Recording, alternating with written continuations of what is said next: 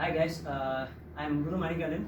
Today I'm going to explain you the three martial art quads which is connected with each other. First one is the best way to avoid a punch is just don't be there. That is one. The second one is the best self-defense is avoid fighting. Third one is always think your opponent's hands and feet are swords. These three are equally connected, almost the same meaning for all three of them, and it's connected. And I'll tell you how it is connected. First one is best way of self-defense is avoid fighting. That means if you avoid a situation, you may not be in that fight. That is the first part. Second one is the best way to avoid a punch.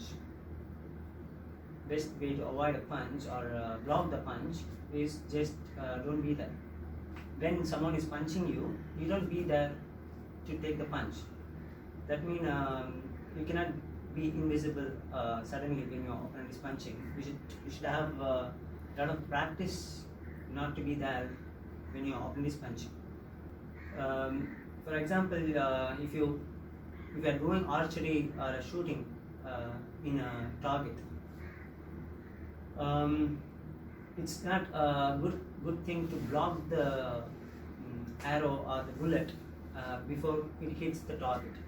But it's easy to move the target when the shooting or the arrow went out of the bow. So that is the easy way to avoid the strike. So when someone is punching you, you should not be there to get the punch. You should not get the impact of the punch. And I'll explain to you now. This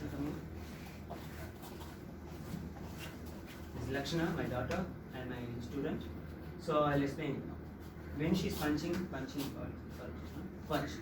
So I got it, right? Punch me again. Now I'm not here. I'm not there. Punch. I'm not there. Punch. I'm not there. I'm not there. Where she punched, I moved, right?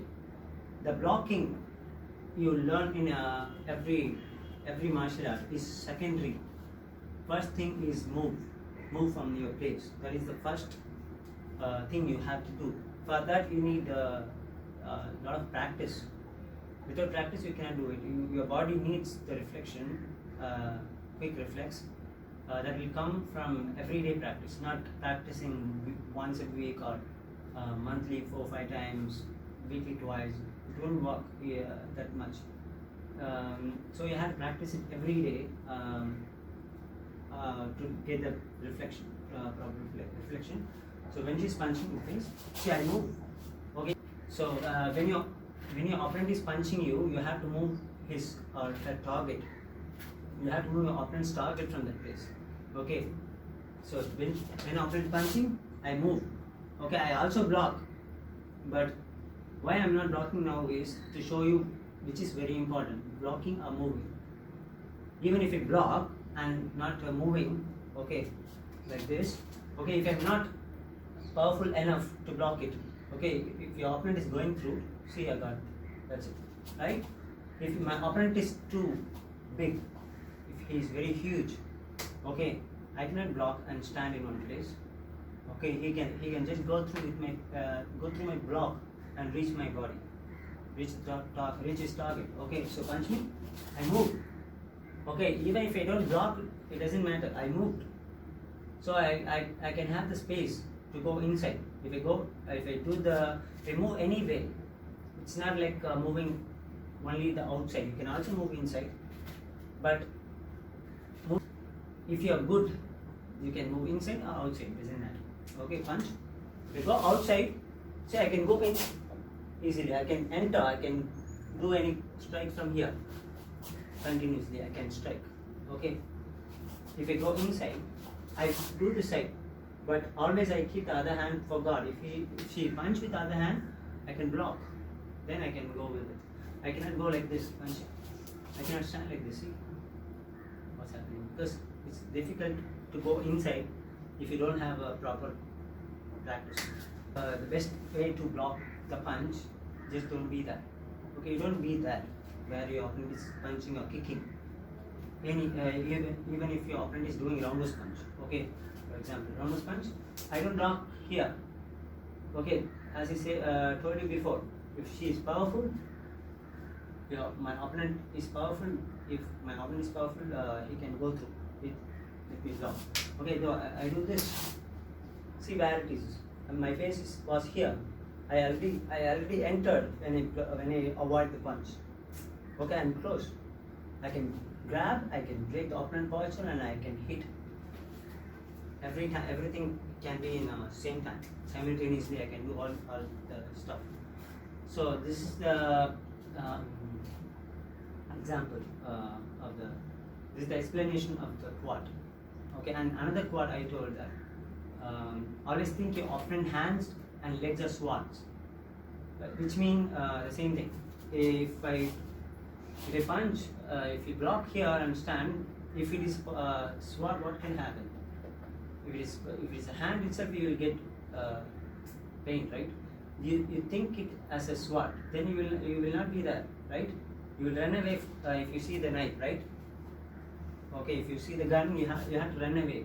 If you can, it's not a good thing to fight against it. So you have to move the target first. If it is think your opponent hands and leg are swords, so you will not stay there. Okay, punch, you will move because it's a sword. Okay, it's not sword, but you think it is as a sword, so you will be more careful about not getting it on your face. Come on, see, I do that. That's it. Okay, if I'm close, no action can come after this point from your opponent. Of course, if you stand here just like this, opponent can kick your groin or something, right? But I don't do that. I don't stay there. I do continuous attack and throw or hit whatever I can do it. Okay, same in the kick. If she kicks, okay, I don't stand here. The target was here. Even if I condition my hand like karate or any other style, I can do this block, but still I can do powerful block, but I should not stay here. Okay, if my opponent is powerful, I cannot bear the power. Okay, opponent may still reach it. Same for the roundhouse kick.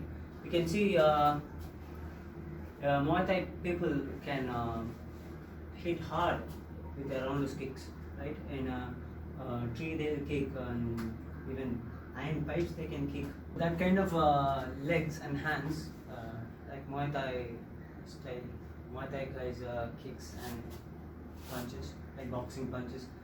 It's not a good idea to block it without moving from your place. So it's very important to move from the place. So if your opponent is kicking, even if in a karate, there are guys can do very good powerful front kick and roundhouse kick, side kick, whichever kick it is, no problem. But you have to move from that place. It's good to stop before the kick starts. Not only kick, even in punch or kick anything. Okay, punch. Yeah, before it already started. Not before it start, I cannot block because I don't know she's going to attack me or not. Okay, I cannot go for the first attack. It's not a good thing to do first attack. Sometimes it is. So punch, when the hand is moving from here, this is the starting point. So from here, this is off way, this is full way. So from here to off way, I have to move. Okay, do it? Yeah, this is my point to move. See, I got the hand, break, hand, face. Okay, hit me. I stop it, there. Okay, stop, stop. I kill strikes at the same time. Roundhouse kick. Okay, stop here. Okay, she's also doing Muay Thai, so her shin is also very strong. So I have blocked before she start the kick. So I have the full balance. I can just break my opponent posture at the same time doing the strikes and everything. Okay, so it's very important to move. Okay, don't be there when your opponent is striking. Don't be there. Okay, these are the explanation of these three quads. One is best self-defense is avoid fighting. Try to avoid fight. Try to not be there when your opponent is punching. That is the best way to block the punch. Is don't be there. That is the second one. And third one is always think your opponent's hands and legs are sword. Okay, so if your opponent is reaches you, it may be it's not sword, but still it may hurt you badly. You will not know what will happen, what may happen if you get one strike from your opponent. Okay, it may not it may not go how we think.